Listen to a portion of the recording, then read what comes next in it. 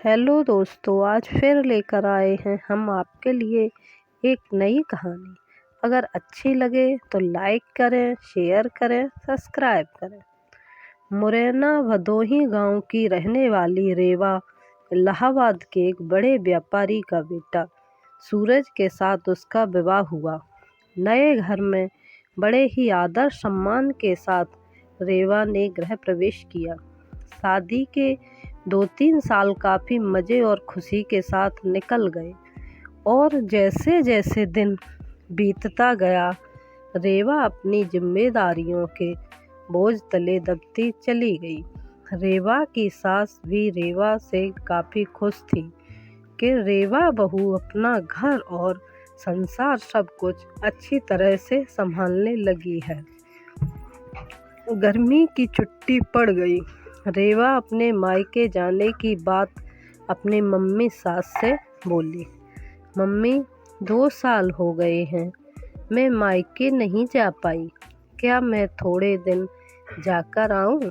सास ने जवाब दिया, देखो रेवा, अगले साल चली जाना।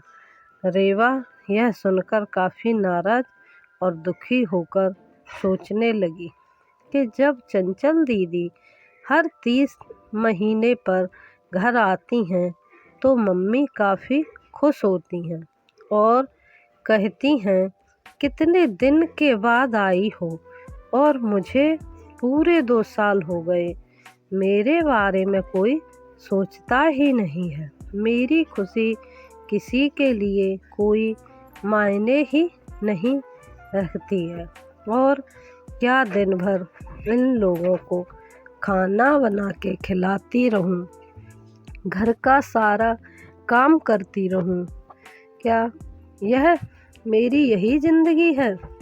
और रेवा कमरे में आंसू की धार समेटे दाखिल हुई। शाम को चंचल दीदी आने वाली हैं, देखना मम्मी कितना खुश होती हैं।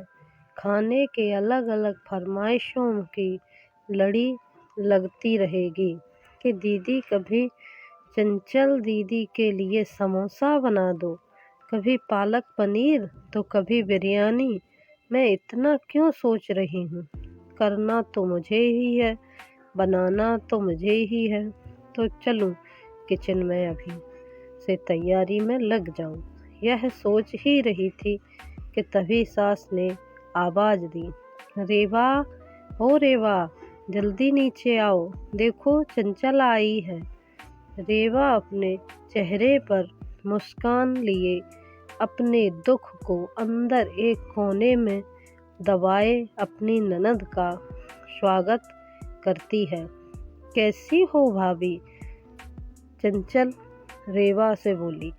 अच्छी हूँ दीदी, और घर में सब कैसे हैं? अच्छे हैं। अच्छा, हमारे जीजाजी कैसे हैं? चंचल शर्माते हुए कहती है, वह भी भाभी अच्छे हैं। अच्छा दीदी, आप बैठो, मैं नाश्ता बनाकर लाती हूँ। नहीं नहीं, नहीं नहीं भाभी, कुछ मत बनाओ, मैं अभी घर से नाश्ता करके आई हूँ, और भाभी केवल 2-3 घंटे ही रहूँगी, क्योंकि सास की तबीयत ठीक नहीं है। आपके जीजाजी भी उन्हें लखनऊ दिखाने गए हैं, तो वो बोले तुम अकेली ही यहाँ क्या करोगी? एक काम करो, तुम अपने मायके जाकर सबसे मिलकर चली आओ। सो मैं आ गई, मुस्कुराते हुए चंचल ने जवाब दिया। अच्छा हुआ अच्छा दीदी, रुको, मैं खाना बना देती हूँ, आप खा भी लीजिएगा, और जीजाजी और आपके सास के लिए खाना भी बांध कर दे दूँगी। अरे भाभी, मेरे साथ बैठो, बातें करो, शाम तक मैं चली जाऊँगी, खाना तो बनता ही रहेगा। तभी रेवा की सास ने रेवा से कहा, तुम एक काम करो, चंचल के साथ बैठो, बातें करो, मैं बनाती हूँ। जी नहीं मम्मी जी, मैं बनाती हूँ, आप दीदी से बात कीजिए। तभी चंचल ने कहा, कोई बात नहीं, आप खाना बनाओ और मैं आपसे बातें करूँगी। थोड़ी मदद हो जाएगी। यह ठीक रहेगा। क्यों माँ? रेवा की सास बोली। ये भी सही है। रेवा और चंचल किचन में प्रवेश करती हैं और काफ़ी देर तक हंसी मजाक करते करते खाना भी तैयार हो जाता है। चंचल खाना खाने के बाद शाम को अपने घर चली जाती है। रसोई को समेटकर रात को अपने कमरे में रेवा गई तो सूरज ने कहा कि रेवा, तुम काफ़ी थक गई हो, आराम कर लो। हाँ, मुझे आराम कहाँ है। तुम्हारी माँ तो बस यही चाहती हैं मैं अपने मायके ना जाऊं। चंचल दीदी 1-2 घंटे के लिए आती हैं, लेकिन मिलकर तो जाती हैं। उसमें मैं क्या, तुम भी चली जाओ रेवा, सूरज ने कहा। और देखो रेवा दीदी भी कहाँ आती हैं जब शरद जीजाजी अपने माँ को लखनऊ डॉक्टर के पास दिखाने ले जाते हैं, तभी तो मिलने आती हैं।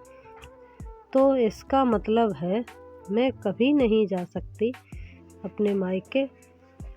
ऐसा तो मैंने कुछ नहीं कहा रेवा। अच्छा, तुम शांत रहो, मैं कल माँ से बात करता हूँ।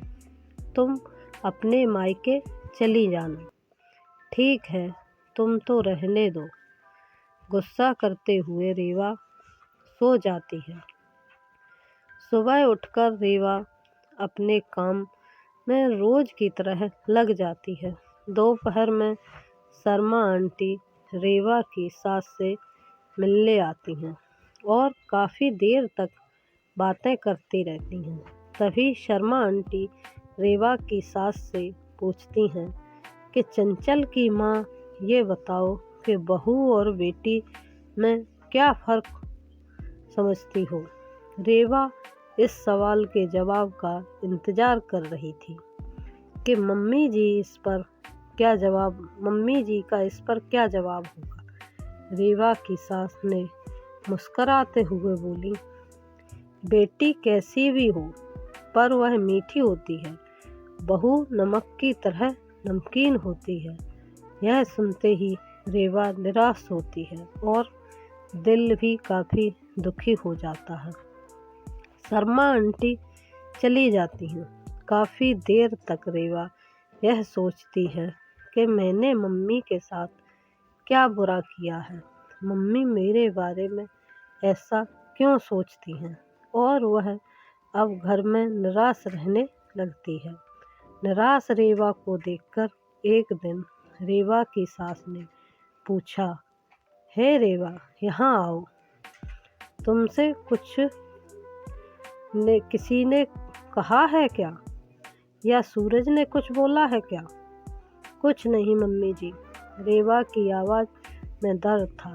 रेवा की सास ने अपने पास बिठाकर पूछा, नहीं, तुम बताओ रेवा, क्या हुआ है?